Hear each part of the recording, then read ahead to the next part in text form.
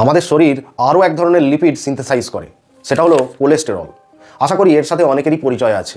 Cholesterol থাকে মূলত sell মেমব্রেনে। এটা সেল মেমব্রেন বা কোষপর্দার প্রাইমারি কম্পোনেন্ট এবং the backbone of steroid hormones.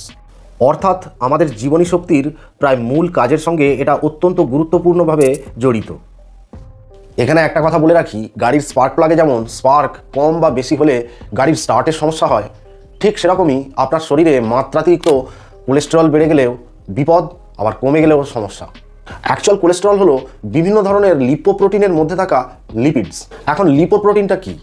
Lipoprotein হলো লিপিড আর প্রোটিনের সমন্বয়ে গঠিত এক ধরনের রাউন্ড শেপড পার্টিকেল। আমাদের শরীর different types of lipoprotein produce করে, যেমন low density lipoprotein, very low density lipoprotein, intermediate density lipoprotein, high density lipoprotein and chylomicron. Lipid আর প্রোটিনের ডেন্সিটি রেশিও অনুযায়ী এগুলোকে ক্লাসিফাইড করা হয়েছে। কাইলোমাইক্রন হচ্ছে এদের মধ্যে সবচেয়ে বড় ডায়ামিটার, প্রায় 75 থেকে 600 ন্যানোমিটারের এবং খুবই কম ডেন্সিটি লিপিড প্রোটিন রেশিওর এক প্রকারের লিপোপ্রোটিন।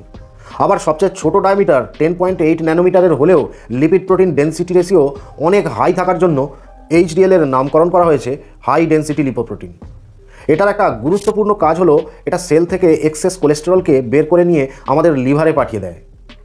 সেখানে বাইল অ্যাসিডস ও সল্টের মাধ্যমে মেটাবোলাইজড হওয়ার সাথে সাথে সাধারণত আমাদের অন্ত্রের মধ্যেই নির্মূল হয়ে যায়।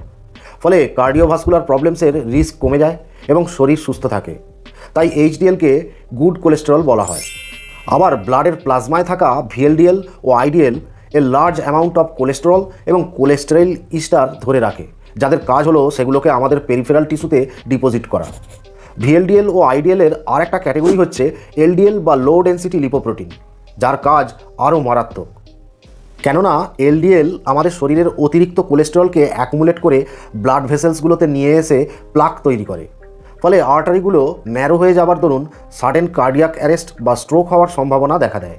এই কারণে LDLকে ব্যাড কোলেস্টেরল বলা হয়।